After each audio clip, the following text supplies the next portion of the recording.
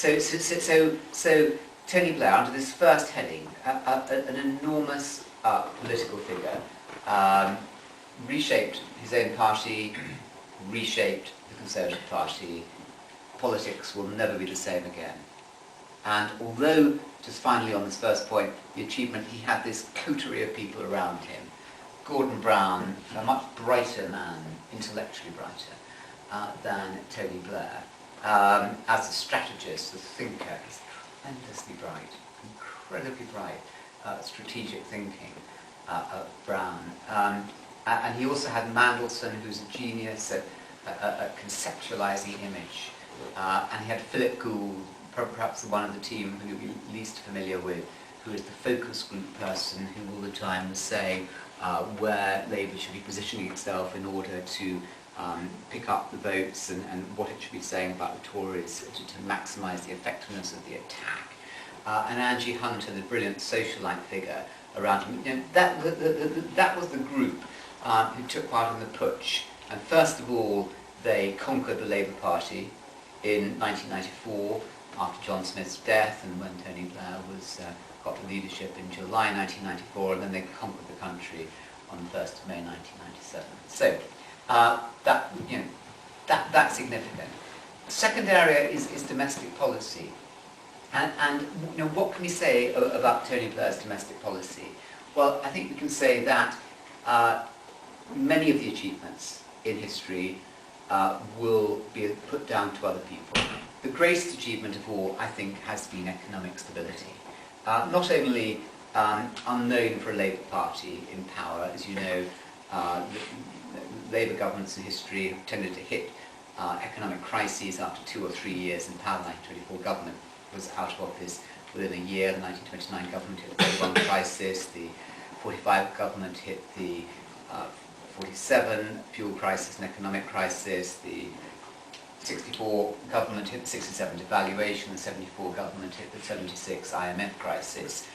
Pretty consistent that hitting of Labour into the economic buffers. And it isn't therefore just significant that the economy has been well run, assisted very much by the freeing up of the Bank of England just after the election in 1997, but it's been well run by any standards. We've had economic stability, economic growth, and this is a great achievement for the government. But it is not Tony Blair's achievement. Tony Blair does not understand economics. And Tony Blair's chief economist, a man called Derek Scott. Anyone heard of Derek Scott? Quite. Is despised by the men across the road in the Treasury, particularly Ed Balls, who is a man of extraordinary power and influence, who despises Tony Blair, despises him as an imposter, as a shallow person, as a corrupt person. And Ed Balls has had this great influence on Brown. Together, the economic achievement of the last 10 years, very much theirs rather than number 10's and Tony Blair's. And the constitutional reform, incomplete though it is, exasperatingly incomplete, is very much down to the legacy of Tony Blair's predecessor as Labour Party leader, John Smith. So you have those great achievements, and then all the achievements in reduction of poverty, particularly pensioner poverty or reducing inequality, better to say, and child inequality are very much achievement, again, not of Blair but of Brown.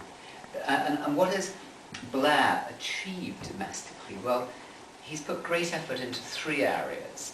That's education, and its health, and its law and order.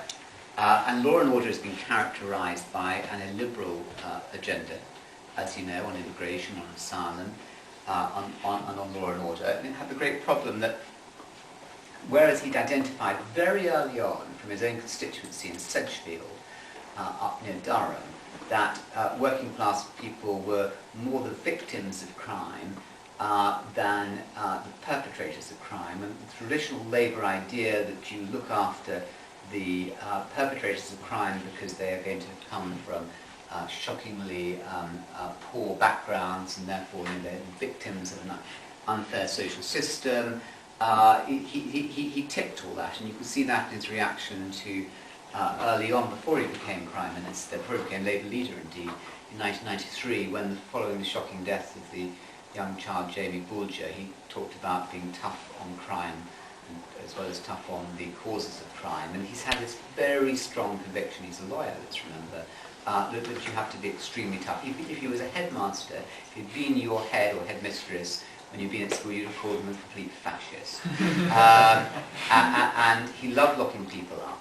And stopping people entering the school, and rather keen on stopping people getting out in lunch break and so on, and very unkeen on the smoking, very unkeen on them eating wrong sorts of food, and that's the way he is, and very strong. But what he didn't do was he didn't build enough prison spaces to accommodate the people he was locking up. So there was a crisis that you could have seen coming.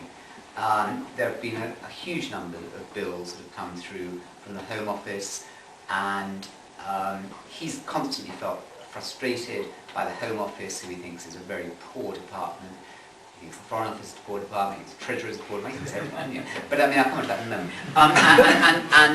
So that's one great area of Blairism, personal, I can say achievement, and there's not that much that he did achieve in that area, but that's a great area of thrust.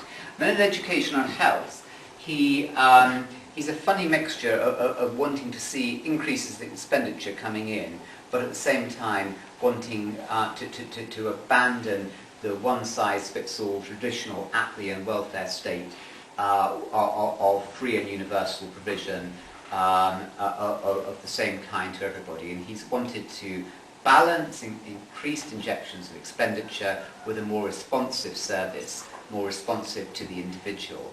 And one of his very strong lines is that working people, just like working people are fed up being the victims of crime, working people also are fed up being patronised by having just one choice of school to go to, with teaching unions dictating what's going to be taught, and only one hospital and one doctor to go to. And he has developed this choice agenda, very much looking at the experience, not of America, interestingly, but far more European countries. And in both education and health, he's wanted to have more choice, more differentiation. But this agenda only came forward after the 2001 general election. I'll come back to that more in a moment. And it's been far from complete. And the two flagship policies, you know, foundation hospitals and health, and top-up fees in higher education, and now increasingly academies in secondary education.